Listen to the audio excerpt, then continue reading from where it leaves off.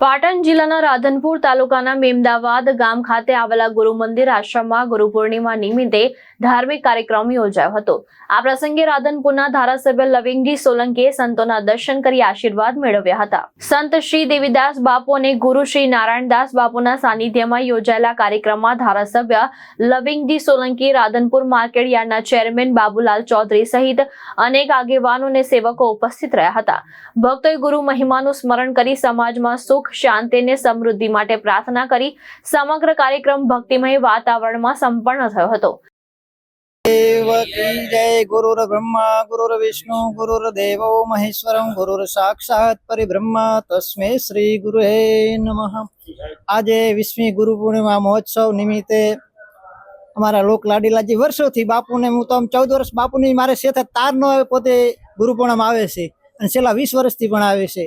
तो अमे गुरु आश्रम मेमदावाद वतीનું खूब खूब हार्दिक स्वागत करीए छे અને ગામનો પણ એવો ભાવ છે કે સાહેબ એકવાર તો હાજરી આપે એટલે ગમે એવો પ્રોગ્રામ બંધ હોય તો આવે ને આવે। ઓકે ખૂબ જ આજે મેમદાવાદ ગામે પવિત્ર અહીંયા ગુરુ આશ્રમ પરમ શ્રદ્ધેય નારાયણદાસ બાપુ એક એવી વિભૂતિ હતી કે જેણે સ્વતંત્ર સેનાનીમાં પણ એ જોડાયેલા અને આજે પણ એમની આ ગુરુ મંદિરમાં ગુરુ પૂર્ણિમાના દિવસે હજારો ભાવિ ભક્તો આવીને અહીંયા બાપુની ગાદીના પણ જે એ દર્શન કરે છે એમના। અને અહીંયા અત્યારે હાલના મંત પણ બાપુ દેવીદાસ બાપુ પણ એમની પરંપરા રીતે એ ગાદી શોભાવી રહ્યા છે। તો એમના પણ ચરણામાં હું ખૂબ ખૂબ કોટી કોટી વંદન કરું છું।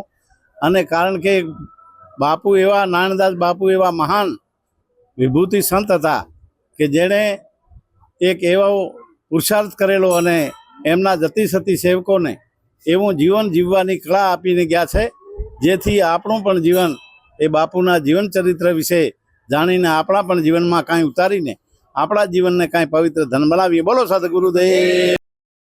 દીપક સાથવાળા, દ્રષ્ટિકોણ ન્યૂઝ, રાધનપુર, પાટણ।